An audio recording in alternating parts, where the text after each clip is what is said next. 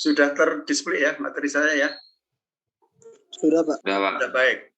Jadi yang pertama akan saya jelaskan penjelasan praktikum penggunaan alat ukur radiasi ya. Sekali lagi saya tidak mengikuti di petunjuk, petunjuknya saudara baca sendiri karena sudah saya kirim ke saudara. Saya akan menyampaikan ini keterkaitan dengan alat ukur yang digunakan baik di alat ukur proteksi radiasi maupun alat ukur sistem pencacah. Nanti di dalam praktikum dengan saya nanti pengenalan alat ukur, bagaimana cara membacanya, bagaimana interpretasi datanya. Kemudian ini saya jelaskan keterkaitan dengan beberapa menyangkut prinsip kerjanya, walaupun sudah dijelaskan di teori ADPR yang sudah didapatkan di semester 3 kemarin. Baik, kita mulai. Untuk dosimeter personil ini masuk pada alat ukur proteksi radiasi, monitor area, dan monitor kontaminasi. Dari alat ukur proteksi radiasi itu ada 3 golongan besar. Yang pertama adalah dosimeter personil, yang kedua monitor area, yang ketiga adalah monitor kontaminasi. Untuk dosimeter personil nanti akan kita lihatkan ke saudara saat praktikum. Ada dosimeter saku, ada film bed, ada TLD. Ini contoh dosimeter saku yang analog. Ini film bed, ini pocket dosimeter, TLD. Kemudian monitor area, ini ada surmeter, ini analog, ini digital. Nanti saya lihatkan juga yang analog dan digital. Kemudian monitor kontaminasi mungkin salah satu yang kita punya. Nanti ada yang jenis monitor kontaminasi itu salah satu cirinya adalah permukaan aktif dari detektor yang kita gunakan adalah diameternya lebih luas ya, karena untuk monitor kontaminasi dia menangkap kontaminan yang kita dekontaminasi cukup bisa lebih efisien, lebih banyak yang bisa tertangkap. Salah satu kita lihatkan nanti ada monitor kontaminasi permukaan, kontaminasi udara, monitor kontaminasi perorangan. Mungkin yang permukaan yang kita lihat. Untuk yang kontaminasi perorangan kita berkaitan dengan yang ini, yang ini kita belum punya ya, adanya di reaktor ya. Kemudian untuk kontaminasi udara di lab proteksi ada, nanti salah satu lah kita yang kontaminasi permukaan ini cukup untuk mewakili dari kontaminasi. Kemudian yang kedua alat ukur sistem pencacah ini banyak digunakan, salah satunya nanti kita bicarakan di spektroskopi gamma. Nah, ini ada beberapa peralatan yang saya foto yang ada di lab kita. Itu ya. Nah, ini penjelasannya. Perorangan untuk alat proteksi radiasi itu satu perorangan. Dosis perorangan ini mencatat dosis radiasi yang telah mengenai secara akumulasi ya, akumulatif, bisa terkumpul pada kurun waktu tertentu. Oleh karena itu setiap orang bekerja di radiasi harus selalu menggunakan dosimeter perorangan. Baik apakah film bed, apakah TLD, apakah pocket dosimeter, monitor perorangan itu ya. Ini kalau TLD itu nanti harus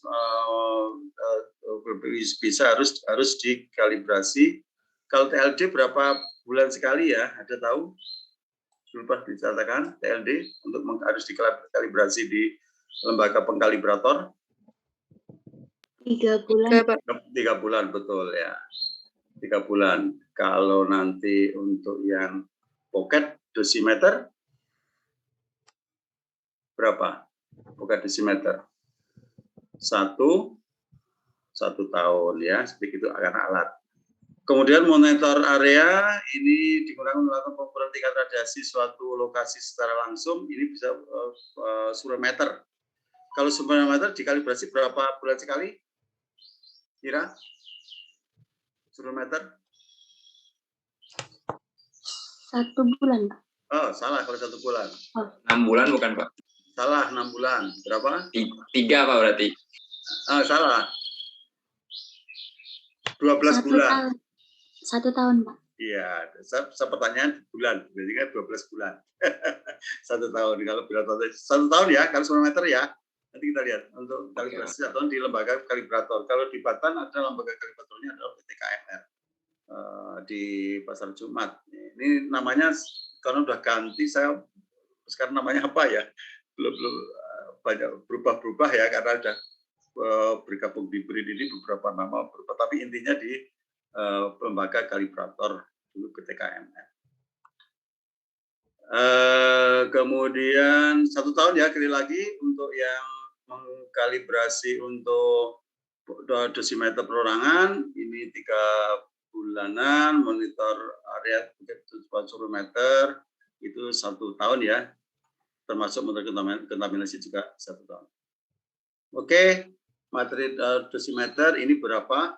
Ada yang untuk dosimeter saku atau pocket dosimeter atau pendos ya namanya ya.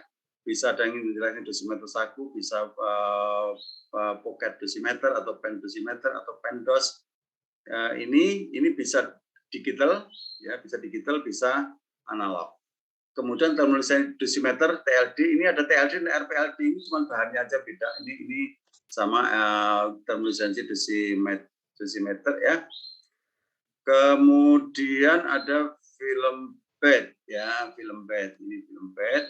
Kemudian kalau yang sekali lagi ini dikalibrasi untuk nanti adalah 3 bulan. Tapi kalau untuk yang dosimeter saku itu catatan karena alat itu ya. Oke, kemudian ini contoh-contohnya ya. Ini yang di analog ya. Ini film bed, ini untuk TLD, ini RPLD. Nah, ini kemudian ini juga kalau yang ini digital ini bisa dipakai untuk surometer, bisa untuk pocket dosimeter, bisa ada suite misalnya. Nanti saudara juga saya displaykan ini, ada di lab kita. Ini ya, berapa? Nah, dosimeter saku ini sekali lagi untuk dosimeter saku ada prinsip kerjanya. Ini hanya poin-poin ya, karena sudah dibicarakan di ADPR ya. Prinsip kerja sama dengan detection gas. Ini mempunyai di charging untuk menolkan ya. Ini ada chargingnya untuk menolkan. Ini akumulasinya kurang baik, tapi dia bisa langsung dibaca ya, keuntungannya bisa langsung dibaca. Kemudian kalau yang film bed ini 2 bagian, ada filmnya, ada holder untuk filternya ya. Ini selama film sebelum diproses ini terakumulasi ya, bisa dibaca akumulasi pakai densitometer ya. Semakin banyak radiasi yang mengenai, semakin menghitamkan film. Ini holder fungsi sebagai penyaring energi radiasi ini pakai filter ini untuk film bed. Kemudian untuk yang TLD, termosensi dosimeter, ini bukan kristal ya. Ini kalau yang ini prinsip kerjanya seperti sentilasi, karena dia proses sentilasi ya. Selama jangka waktu tertentu, maka ada alat bacanya, ada TLD reader ya. Ini lebih teliti dibandingkan dengan film bed ya. Ya, setelah diproses kita sudah. Kalau ini fungsinya juga dapat digunakan lagi, kristalnya setelah dibaca. Jadi bisa dibaca lagi ya, setiap saat kita kalibrasi, kemudian dicek untuk dibaca, dibaca lagi gitu ya. Kemudian untuk tera yang ini ya, gambar ini ya, gambar yang ini ya, tera ini namanya tera. Kalau yang ini bisa digunakan untuk fungsi sebagai personal dosimeter, kemudian bisa digunakan untuk dosimeter ya, bisa untuk surveimeter, bisa digunakan untuk dosimeter. Ada suite ini, ada saklarnya. Ini lebih unggulnya bisa digunakan dua fungsi gitu ya. Ada suite untuk digunakan pas di dosimeter, bisa digunakan untuk surveimeter. Ini digital ya, kita punya ini. Nah itu kemudian untuk monitor area, ini ada surveimeter ya, ini yang di analog ya, ini analog, ini buatan ya, ini buatan beli ini dari luar ya. Ini kemudian ada surveimeter alfa beta, surveimeter beta dan gamma, ada surveimeter sinar X, surveimeter neutron. Kita nggak punya neutron karena Ini di reaktor yang ada ya, alfa beta gamma punya ya kita ya, ada beta gamma ini. Kemudian detektornya pakai detektor CM, ya CM. Ini yang pengembukan aktifnya di muka ya, di end window namanya, di permukaan depan. Kalau yang ini permukaan aktifnya di samping atau side window ya, yang side window. Jadi dua macam detektor CM yang ada di pasaran, yang ada yang end window and yang side window. Nah, tolong perhatikan cara langkah sebelum memakai surometer itu. Perhatikan pertama, periksa sertifikat kalibrasinya, tanggal kalibrasinya, faktor kalibrasinya. Secara ideal, ini penting ini ya, perlu diperhatikan. Secara ideal faktor kalibrasinya itu benar 1, ideal. Jadi kalikan 1. Tetapi pada kenyataan tidak banyak alat ukur yang mempunyai faktor kalibrasi 1. Nilai yang masih bisa diterima berkisar antara ringnya 0,8 sampai 1,2. Ya, 1,2. D sebenarnya itu ada D terukur kalikan faktor kalibrasi. Jadi faktor kalibrasi sama dengan D sebenarnya dibagi D terukur, gitu ya. Nanti ini ada rumus VK sama DS per DU. Itu yang pertama. Nanti kita berikan contoh untuk yang bagaimana menentukan berapa besarnya. Kemudian yang kedua, periksa baterai. Ini menguji satu daya apakah masih valid digunakan atau tidak. Kalau tidak ya harus diganti. Kemudian pelajari pengoperasiannya. Nah, kalau yang analog ada yang model faktor kali 1, faktor kali 10, kali 100 ya. Kemudian pelajari satuannya. Ada yang rongsen per jam, ada rad per jam, ada sievert per jam, ada milisievert per jam, ada CPM ya. Ini nanti kita lihat di konversinya saat saudara melakukan praktik, konversinya seperti apa. Nanti saya buatkan data tabel ya. Ada ngisi-ngisi di data tabel di situ. Kemudian faktor konversinya, kemudian ada alarmnya. Itu ya, jadi sekali lagi sebelum memakai fluorometer ada periksa sertifikat kalibrasi, periksa baterai, kemudian pelajari pengoperasian dan pembacaannya. Nah, contoh ini ya, ini contoh yang digital. Ya, ini contoh yang digital, ini contoh yang analog. Ini kita ada di lab ya. Ini ada contoh yang analog, kemudian ini adalah sertifikat kalibrasinya. Sertifikat kalibrasi itu ada indikator kalibratornya. Misalnya indikator kalibratornya ini ada Pusat Teknologi Keselamatan dan Metrologi Radiasi. Ini adalah indikator kalibratornya. Faktor kalibrasinya, faktor kalibrasinya ada ini. Ini faktor kalibrasi pakai cesium 137 kali 100 1,06 kali 10 1,07 kali 1 1 ya. Tanggal kalibrasi ulang harusnya ini kan saya foto sebelum, masih lama ini datanya, sehingga ini yang ini sudah dikalibrasi. Ini kalau ini 0,4 April 2020. Katakanlah demikian ya, itu sudah tidak berlaku.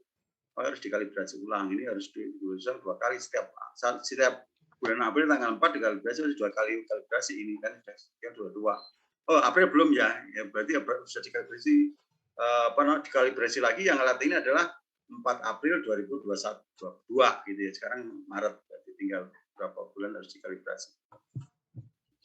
Ini Bu Rizky yang koordinasi di lab kita. Kemudian alat ukur yang dikalibrasi itu telah habis masa kalibrasinya. Jadi kalau sudah 1 tahun habis harus dikalibrasi ulang. Mungkin ada penggeseran data atau penggeseran penunjukan, itu harus dikalibrasi karena menyangkut radiasi kan harus fix bahwa itu sudah terkalibrasi. Kemudian setelah diperbaiki, walaupun belum ada 1 tahun, kalau sudah harus sudah dirusak, diperbaiki, katakan 7 bulan diperbaiki, ya tetap harus dikalibrasi ulang karena sudah ada penggeseran penunjukan misalnya. Kemudian kalau baru juga harus dikalibrasi. Kalau baru beli itu harus dikalibrasi. Kalau sudah nanti ada berapa mahasiswa alumni saudara yang pakai penyedia alat-alat ukur radiasi nuklir itu, dia juga menguruskan pembelian berapa plus kalibrasinya, sehingga saat kirim ke kita itu sudah terkalibrasi, ya. Nah, kalibrasi tahun berikutnya tanggung jawab pemakai, tanggung jawab yang punya. Kemudian ini kalibrasi alat ukur yang kita alat ukur yang harus dikalibrasi ada 3, saya 3 kalibrasinya bisikan ini gitu ya. Kemudian penunjukan, ini contohnya ini contoh yang lebih jelas. Ini ada alat ukur digital ya, analog. Ini adalah faktor kalibrasinya. Saya beri contoh yang lebih konkret ya. Nah, sekarang ini. Ini contoh hal yang untuk menguji kondisi satu daya tekanannya tinggi, ini harus ada posisi garis merah ini.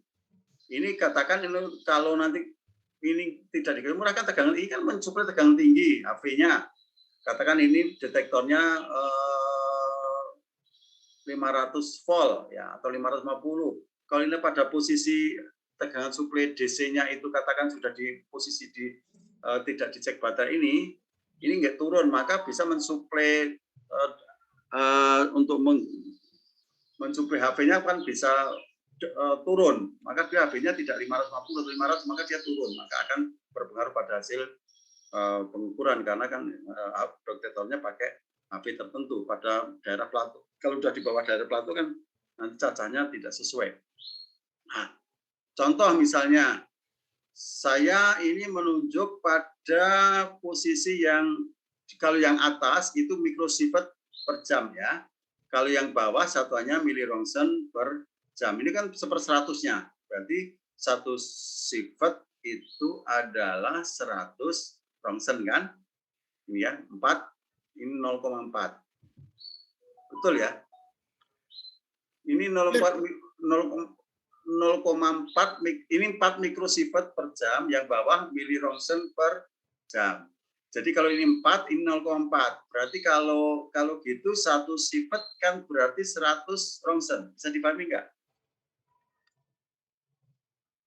Bisa, Pak. Bisa ya, oke, clear ya. Nah, sekarang contoh saya ini menunjuk pada angka 4. Ini yang saya merah ini menunjuk angka 4 ya, yang atas angka 4. Angka 4 mikrosievert ya, 4 mikrosievert. Tetapi saya di dalam melakukan pengukuran itu pada kalibrate rentang skalanya 100. Ya, angka saya 100. Berarti harga sebenarnya berapa?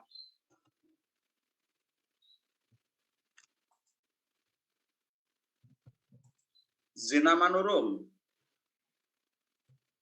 Zena, dengar suara saya, Zena? Siap, dengar, Pak. Oke, baik. Saya mau melakukan pengukuran, nanti saudara praktikum ini contoh nanti akan saya buat tabel begitu. Nanti Anda menunjukkan pada angka 4. Angka 4 ini ya, angka 4 ini yang merah ini angka 4. Saya pakai pengalinya 100. Harga sebenarnya berapa?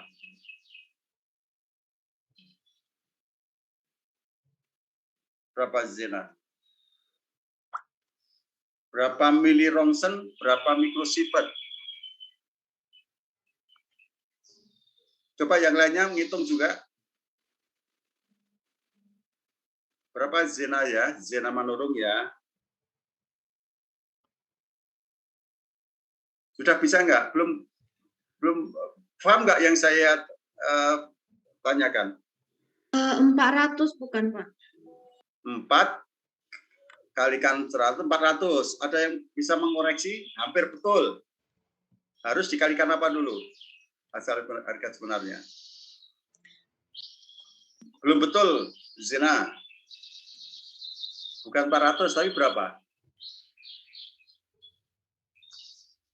Yang lain, Bayu, Aji, Putra? Harus dikalikan apa lagi, Bayu? Iya Pak, masih belum tahu Pak saya Pak. Oh, Tadi belum jawabannya tahu. sama kayak Zena juga. Oke, Pak. baik. Ada yang mau jawab? Saya, Pak. Boleh Sopo nyoba, ini? Pak. Sopo ini? Hamam, Pak. Hamam. Ini dikali yang tadi bukan Pak, yang skala di sertifikat itu, Pak. Dikalikan berapa? Yang 1,02 itu, Pak. Dikalikan ini. Iya, Pak. Nah, 1,02. Nah, bukan 1,02. Kalikan 1,06.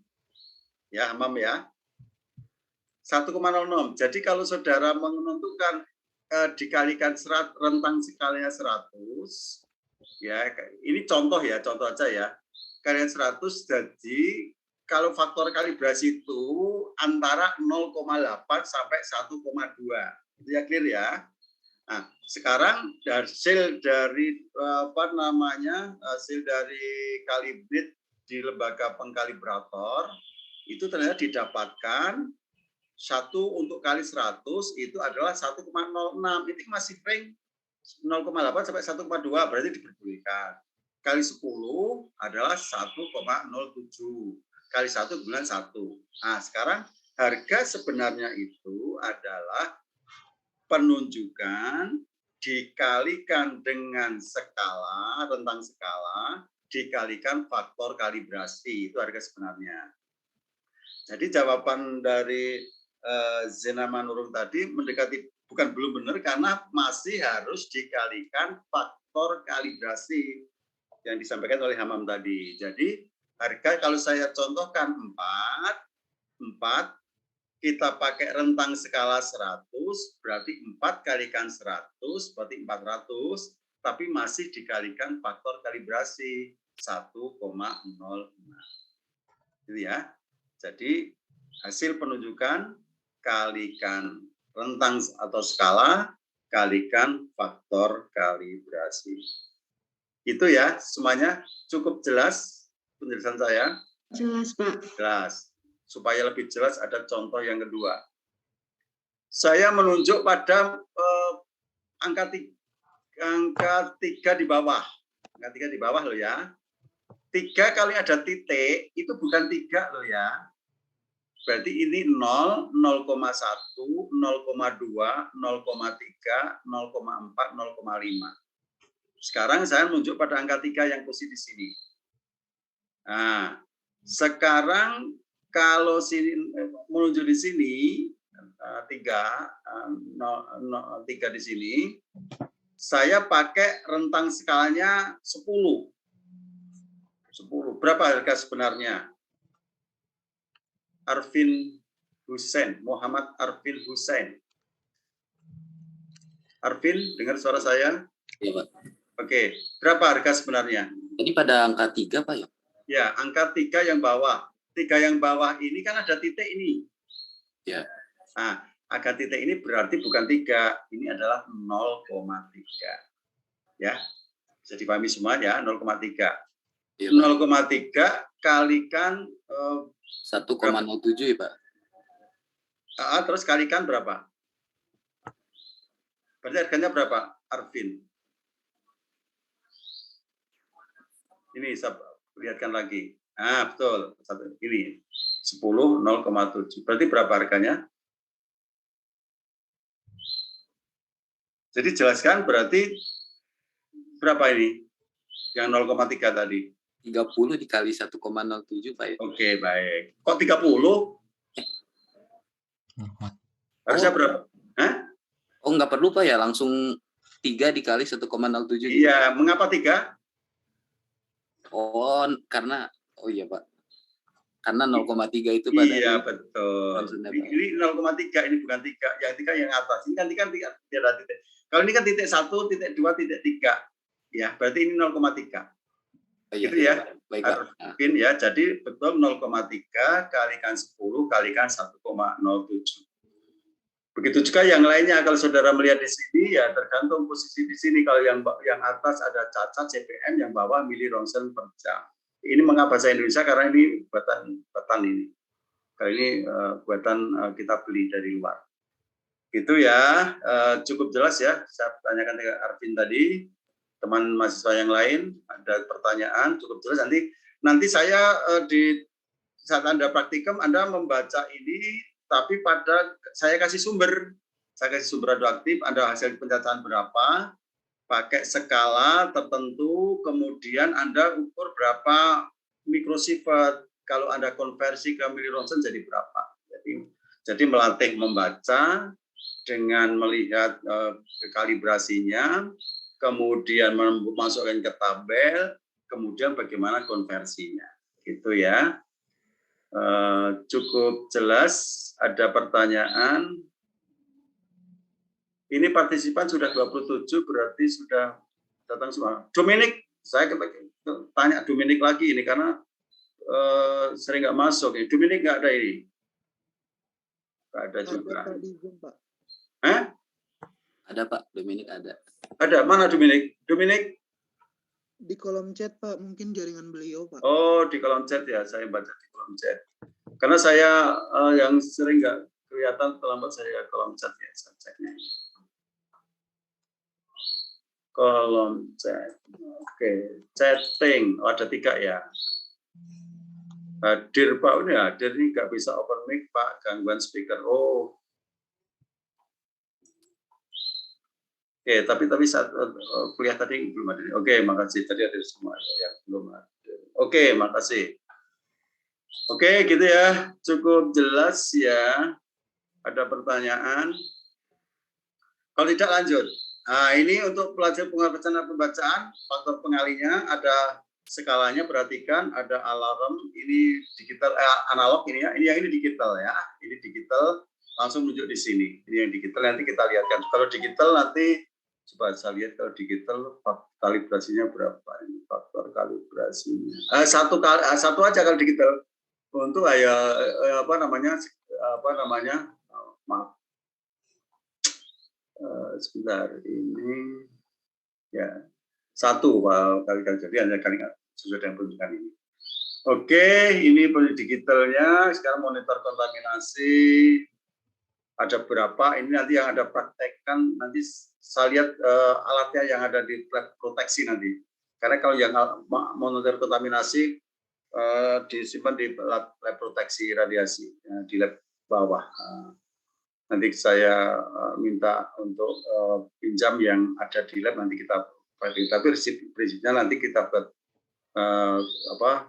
cara-cara ukurnya nanti kita perkenalkan. Ini beberapa alat yang ini nanti kalau yang ini salah satu lah nanti kita praktekkan untuk pengenalan alat ukur kontaminasi. Ini ada yang digital, ada yang analog ya. Ini biasanya permukaannya besar kan ini karena dia supaya bisa menangkap kontaminan yang lebih besar. Gitu penjelasan untuk yang pengenalan alat ukur radiasi. Ada pertanyaan? Kalau tidak ke saya beralih ke yang kedua. Ada pertanyaan dulu enggak? Kalau enggak saya jelaskan yang kedua.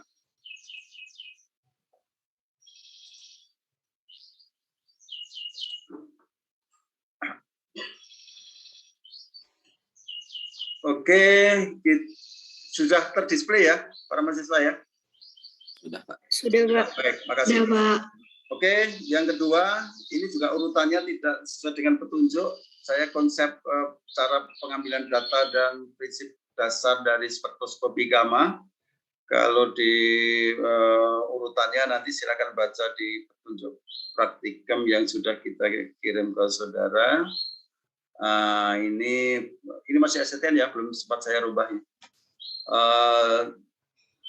Kita masuk ke dasar teori sampai alat, kemudian untuk langkah percobaan ya di petunjuk data pembahasan nanti apa yang harus Anda ambil, gitu ya.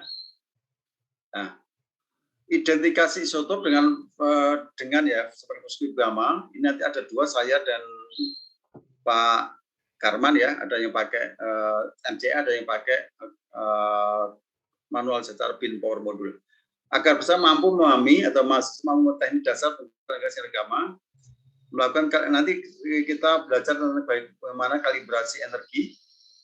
Kemudian yang kedua, mengidentifikasi sumber radioaktif, sumber X. Saya punya sumber X yang tidak diketahui energinya, bisa kita ukur sumber energinya dengan kita melakukan kalibrasi, gitu ya, kalibrasi dengan sumber standar, gitu ya.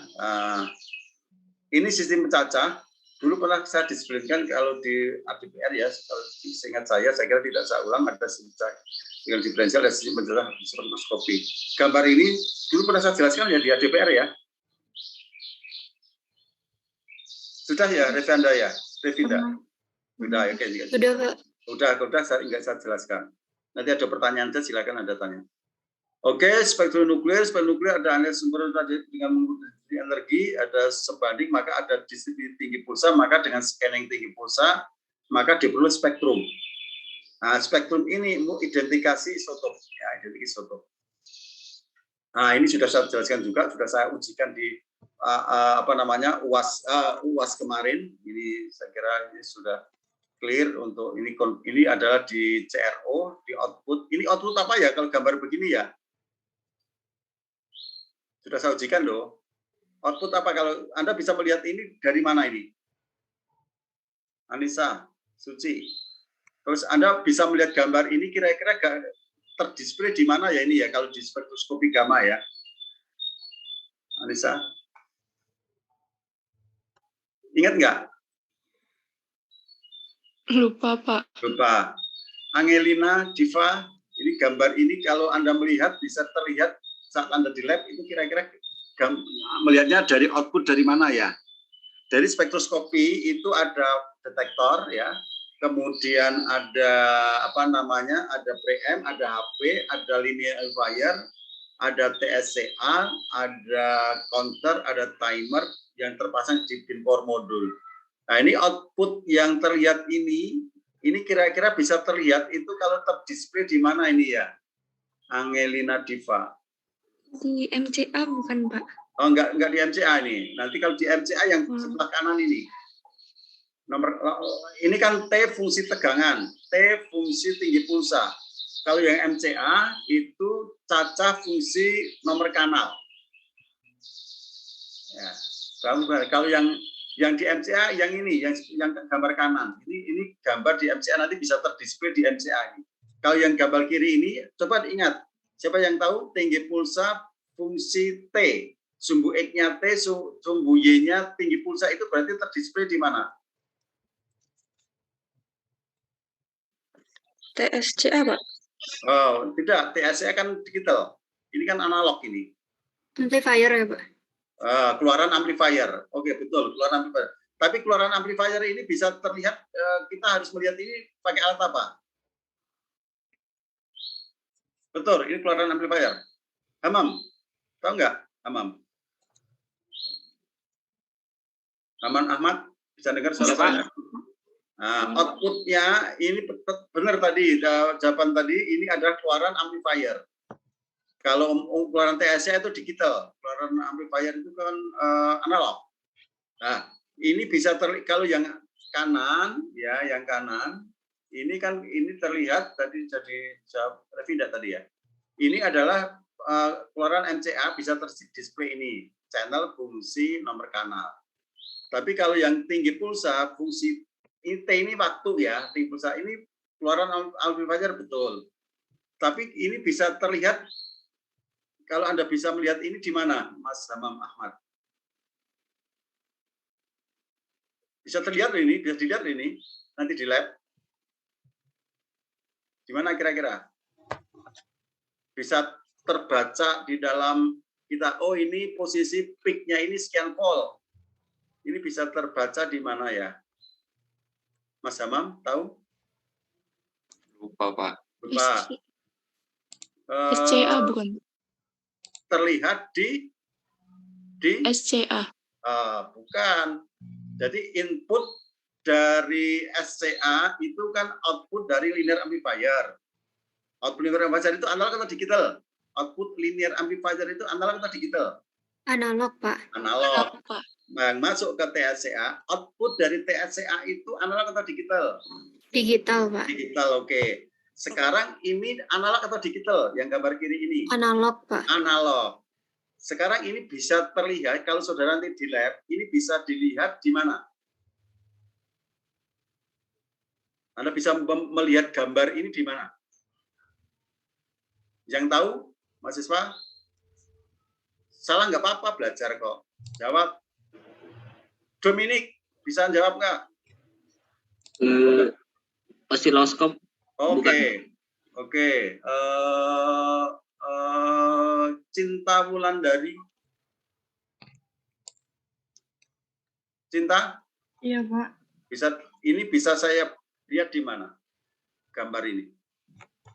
Walaupun nanti gambarnya tidak persis Gaussian gitu ya, mungkin nanti semi Gaussian loh ya.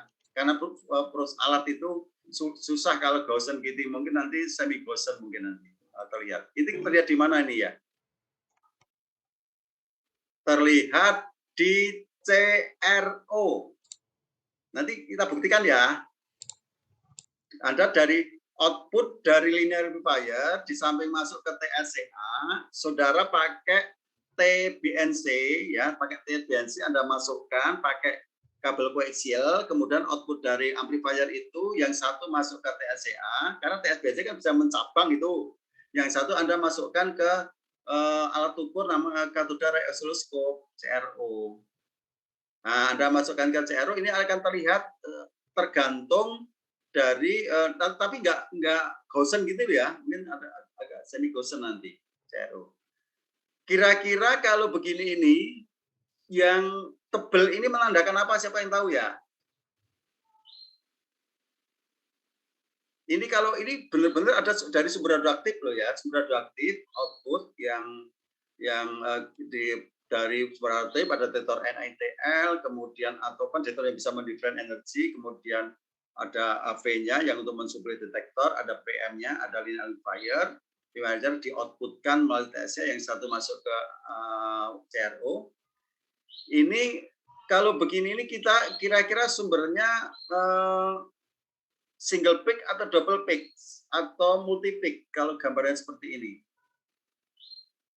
Siapa yang tahu? Ini adalah Single ya, Pak? single peak. Ini single peak ini kalau ini saya transfer ke sini seperti ini gambarnya. Ini katakan cesium 37. Cesium itu berapa energinya? Single peak ya. Berapa energinya? 662 kilo elektron volt. Nah, maka ini pada window-window yang saya merah-merah ini dari titik awal sampai titik akhir ini saya katakan ini cacah tinggi pulsa 1 ini pada cacah tertentu, cacah kedua ini kan pakai diskriminator ini, pakai TSCA. Kemudian sampai ke sini kalau pakai TSCA ya harus di manual, tapi kalau pakai MCA ya masing-masing window ini tergantung. Berarti katakan contoh simple, sederhana ya, saya punya MCA 1 kilobyte. 1 kilobyte itu berapa bit ya? 1 kilo, siapa yang tahu? 1 kilo pernah kan saya diskusikan dulu. 1 kilo berarti 2 pangkat berapa? 1 kilobyte. Aflia lam 1 kilobyte itu berapa ya? Aflia, dengar suara saya? Dengar, Pak.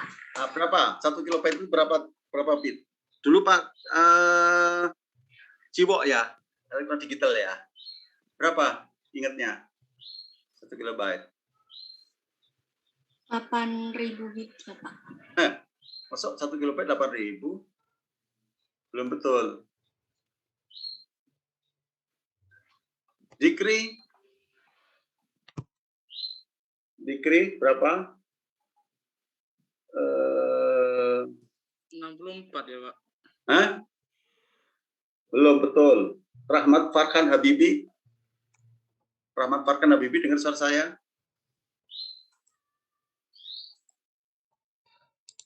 Rahmat tadi katanya keluar, Pak. Rahmat. Oh, keluar? Jaringannya, Pak, bermasalah. Oh, tadi. jaringannya ya, oke. Nanti coba masuk lagi. Ya, Ruth Anastasia. Berapa, Ruth? 1 kilobyte. 1024 ya, Pak. Oh betul, Ruth Anastasia, 1024 ya. Berarti 2 pangkat berapa? 10, Pak. Iya, 2 pangkat 10. Jadi harus ingat ya, 1 kilobyte adalah, benar turut Anastasia itu, 1 kilobyte adalah 1024. 2 kilobyte berarti, berapa kilobyte berarti berapa? 2 kilobyte berarti 2 kalinya berarti 2048 dan seterusnya itu. Berarti kalau 1 kilobyte katakan misalnya ideal, standar nuklir interaksi modul, standar NIM itu output linear amplifier maksimal berapa?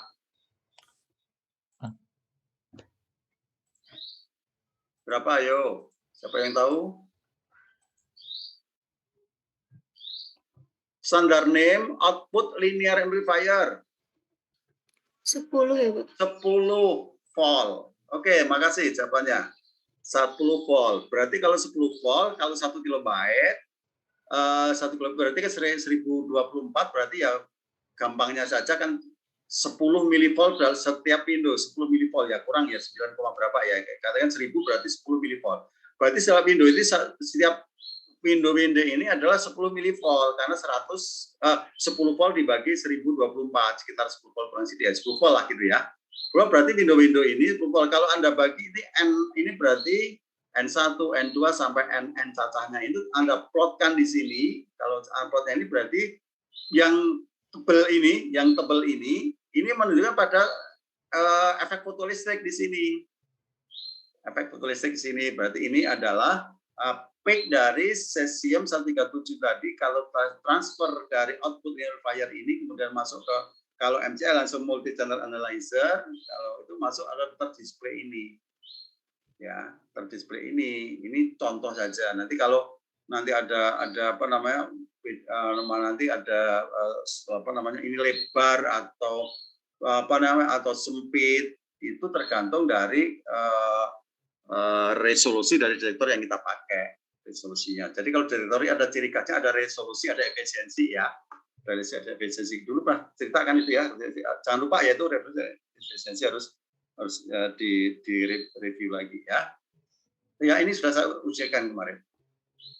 Untuk ada pertanyaan dari sini.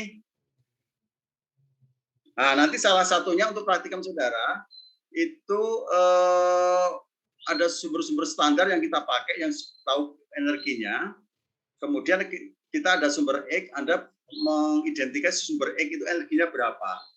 Nah, kalau energi diketahui dengan grafik regresi linear dari yang sudah ada, kalau yang pakai MCA sudah otomatis bisa dimasukkan di mengkalibrasi, tapi kalau yang secara manual nanti harus Anda membuat regresi dengan data-data itu buat Anda buat apa namanya, karena kan itu perubahan tegangan diskriminator di TSCA. Nah, itu nanti akan ketemu berapa pada cacah tertinggi pada tegangan diskriminator tertentu, kemudian Anda plotkan, kemudian Anda beregresi pada sumber X yang tidak diketahui itu kan pada tegangan tertentu. Nah, maka masukkan ke regresi linear, masuk ke ini energinya sekian. Kalau energi diketahui, Anda pakai tabel radioisotop, maka diketahui isotopnya apa. Nanti ini dikalibrasi pakai 2 sumber standar aja, misalnya pakai cesium, energinya 662, kemudian pakai kobal kan double peak kan, kobal energinya berapa dan berapa ya? 1,17 sama 1,33, Pak. Oke, baik, makasih jawabnya. Benar ya, 1,7. MEF, KEF. Satuannya kalau koma berarti MEF atau KEF? Tadi MEF, Pak. MEF, oke betul. 1 MEF 10 pangkat 3. Oke, makasih. Oke, Ida tadi ya? Apa Ida? Siapa? Siapa jawab tadi? Diva, Pak. Oh, Diva. Oke, makasih Diva. Oke, makasih. Itu ya, ada pertanyaan dari sini?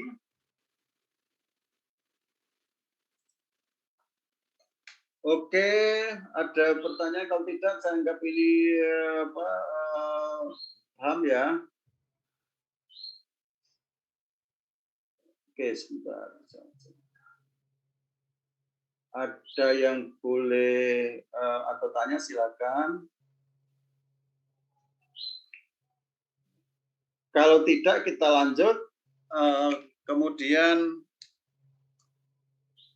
kalau ini menghitung aktivitas yang tempat saya, yang saya nanti dan tadi yang mungkin di tempat Bu Rizky atau Pak Karman nanti ya, lihat di tunjuknya ya. Tapi kalau menghitung ada sampel, prinsipnya ada sampel, R sampel, efisiensi standar, dan kan P-nya itu probability ya, probabilitas. Tahu ya probabilitas ya, kalau ada sampelnya nanti R sampel, R standar kalikan ada standar. Ini saya kira rumus simpel yang hanya tinggal masukkan aja. Spektroskopinya ini nanti kalau Anda pakai akuspek, pakai NCA komputer langsung dari amplifier Anda, ini sudah satu set ya. Kalau yang punya untuk yang ini nanti, ini yang CDTI Bu Rizky yang CDTI nanti. Nah ini spektrum energinya, kalau yang dipakai multimeter MCA nanti langsung bisa terdisplay, bisa lihat FYM-nya, bisa lihat kalau FYM ketemu kan resolusinya ketemu. Kalau resolusi kan FYM per energi peak ya maksudnya ya, kalikan 100%. Itu ya, kalau NTL ini fungsi energi ya. Kalau energi ini contoh aja misalnya untuk 100 keV R-nya 14%. Satu map ada 7% ini bisa pada posisi saudara nanti di spektroskopi pakai MCA. Ini kalau Anda menghitung resolusi untuk bisa pakai channel ya, bisa pakai kev ya. Kalau pakai channel ya channel bawah, kalau ini kev juga. Kalau ini sempit atau lebarnya FEM tergantung resolusi dari detektor yang kita gunakan. Macam-macam ini. Kalau kalau detektor semikonduktor biasanya ini sempit, sehingga untuk mendifferent energi yang berdekatan akan lebih baik pakai detektor semikonduktor dibandingkan dengan detektor NETR karena dia resolusinya lebih bagus.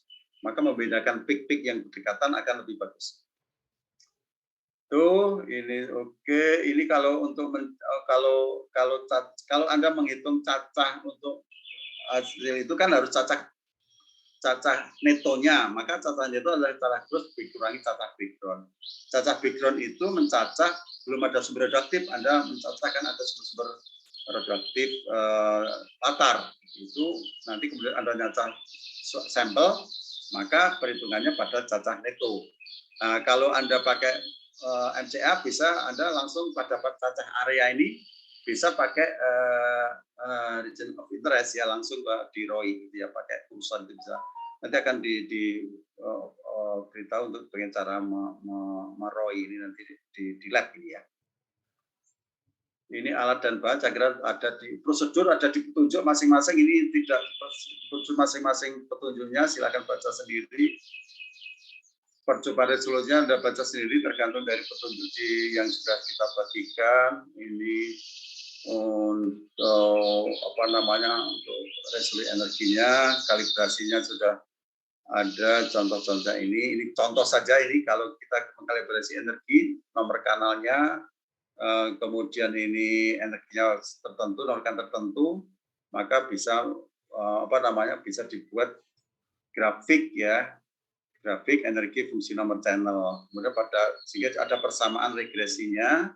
Kemudian ini linear nanti ya. Kemudian nanti kita tentukan sumber X-nya berapa, energinya diketahui pada nomor channel tertentu. Nah, masukkan ke persamaan akan ketemu energinya. Kalau energi ketemu di tabel isotop akan muncul. Di file di komputer ada nanti tabel isotopnya. Kemudian kalau untuk kalibrasi efisiensi, ya ini berapa cacahnya masing-masing untuk energi tertentu, maka berapa Becquerel Anda masukkan di sini, kemudian dibuat satu grafiknya. Kalau yang ini nanti pada posisi energi lebih besar, maka efisiensi lebih tinggi atau lebih rendah ya. Kalau dari data ini, nanti dibuat grafik, energi fungsi efisiensi itu kalau energinya lebih tinggi, maka efisiensi lebih rendah atau lebih tinggi? Rendah ya Pak. Lebih rendah, ya betul, lebih rendah. Nanti buktikan aja saat Anda praktik. Itu kemudian ini kalau ini dulu, ini dulu saat tahun kemarin untuk yang online ya, besok kan offline ya. Jadi silakan Anda di petunjuk nanti kita saat saudara praktikum di lab. Saya kira itu penjelasan yang kedua yang dapat saya sampaikan. Ada 1 jam cukup saya kira untuk penjelasan praktikum ini. Mungkin ada yang ditanyakan. Boleh, nanti kan sebelum praktikum juga kita beri informasi penjelasan juga untuk mengoperasikan alatnya ya. Ada pertanyaan? Nanti saya share di grup untuk bisa dibaca sambil saudara membaca petunjuknya ya. Jadi ini Anda baca, di petunjuk sahabat Anda baca, nanti kita diskusikan lagi kalau ada sesuatu yang perlu ditanyakan di lab besok ya. Oke, kalau tidak ada pertanyaan, kita cukupkan sekian penjelasan saya. Kemudian nanti di hari Senin yang akan datang sesuai jadwal dari asisten yang berikutnya penjelasan 3 minggu, Bu Ayu, Bu Rizky, dan Pak Karman. Kemudian setelah itu selesai, kalau kita belum bisa ke lab, itu belum UTS ya. Nanti kita buat soal tes ya. Guys, nanti baru kita mulai praktikum. Jadi jadwal itu saya geser nanti. Kita geser setelah UTS baru kita praktikum ke lab. Tapi pas hari Seninnya nanti tetap kita ada jadwal itu nanti kalau pas setelah selesai penjelasan ada tes. Kalau masih ada waktu sebelum UTS nanti kita isi untuk mungkin bagaimana pengambilan data dan sebagainya nanti supaya tidak vakum. Gitu ya para mahasiswa. Ada yang bertanyakan ini yang belum hadir nanti saya infokan ke asisten yang lain karena ini kan harus masing-masing asisten untuk dibagi 999 untuk mengabsen dari peserta ini setiap pertemuan. Oke, ada pertanyaan?